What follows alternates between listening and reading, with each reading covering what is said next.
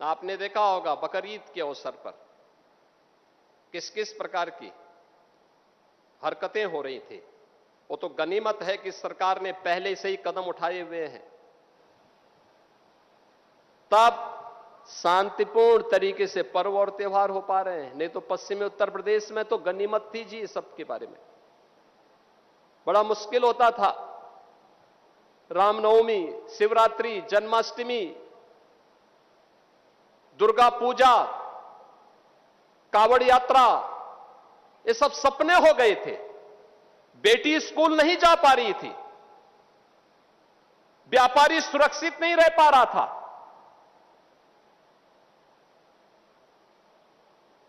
और दोस्ती, कैसी दोस्ती, आपने भी गाजियाबाद में देखा होगा।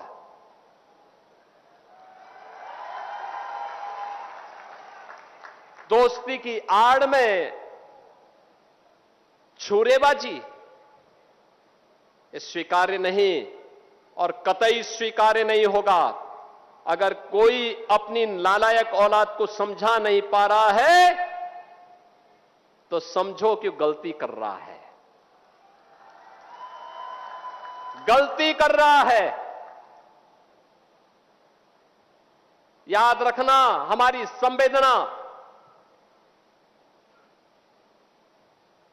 सामान्य नागरिकों के प्रति है। प्रधानमंत्री मोदी जी के नेतृत्व में पिछले 12 वर्ष में बिना भेदभाव के शासन की योजना का लाभ हर तबके को प्राप्त हुआ है। न जाति देखी गई, न क्षेत्र देखा गया, न भाषा देखी गई, न मत देखा गया, न मजहब देखा गया। सबका साथ और सबका विकास, योजनाओं का लाभ, विकास की योजनाएं बिना भेदभाव के, बिजली बिना भेदभाव के, कर्ज बिना भेदभाव के, बिना भेदभाव के शासन की योजना का लाभ। लेकिन देश भी तो अपेक्षा करता है कि संवेदना दिखाई दे, लेकिन वो संवेदना गायब वहां पे। और बहनों और भाइयों, इसीलिए मैं भी आपसे कहने के लिए आया हूं, यही कहने के लिए मैं भी आया हूं आज।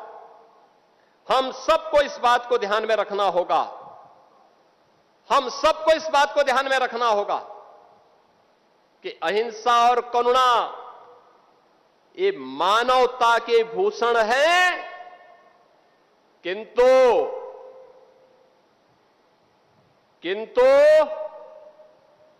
शस्त्र उठाना होगा अगर सामने खरदूषण है। भगवान कृष्ण ने भी यही कहा था, परित्राणाय साधूनाम विनाशाय च दुष्कृताम। सज्जनों के लिए ही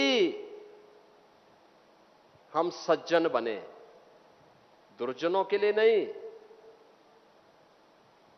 भगवान राम ने भी वही किया था, निस्सरहीन करो मही भुज उठाए प्रणकीन।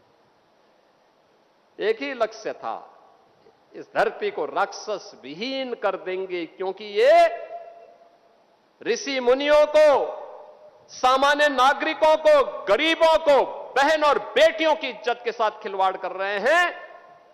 इनसे लड़ना होगा, इनसे निपटना होगा। देश के खिलाफ द्रोह करने वाले लोगों के प्रति उतनी कठोरता के साथ, उतनी निर्ममता के साथ लड़ने के लिए तैयार होना होगा। और आज का ये समारोह जो यहां पर हो रहा है, बहनों और भाइयों, उसी का हिस्सा है। एक संदेश देने का कार्यक्रम है। इन लोगों का मुंह तब बंद था जब पाकिस्तान और बांग्लादेश में हिंदुओं पर, सिखों पर, जैनियों पर, बौद्धों पर अत्याचार हो रहे थे। तब ये कुछ नहीं बोल रहे थे, कुछ नहीं बोल रहे थे, इनका मुंह बंद था। लेकिन जब इन पीड़ित लोगों के बारे में मोदी जी ने कानून बनाया तो इन्होंने उस कानून का विरोध किया। उस कानून में कहीं नहीं लिखा था कि किसी मुसलमान की संपत्ति को हम कब्जा करेंगे। लेकिन मुसलमान विरोध कर रहा है। यानी जो हमारे हिंदुओं का विरोध कर रहा हो, हमारे सिखों का विरोध कर रहा हो, हमारे बौद्धों का कर रहा हो, वो कहता गौ को राष्ट्रीय पशु घोषित करो। अबे गाय पशु नहीं, गौ हमारी माता है और गौ के साथ तो हमारा जन्म जन्मांतर का नाता है। तुम क्या समझ पाओगे इसके बारे में? गौ माता के महत्व को तुम क्या समझ पाओगे? और आजकल ज्ञापन देने जा रहे हैं, ज्ञापन देने। हमने कहा ज्ञापन मत दो भाई, अपने उन सौदों को समझाओ जो सोशल मीडिया प्लेटफॉर्म पर बकरीद के दिन गौ माता का चित्र लगा रहे थे, उनको समझाओ, और नहीं तो वह दुर्गति होगी कि कई पीढ़ियां याद करेंगे।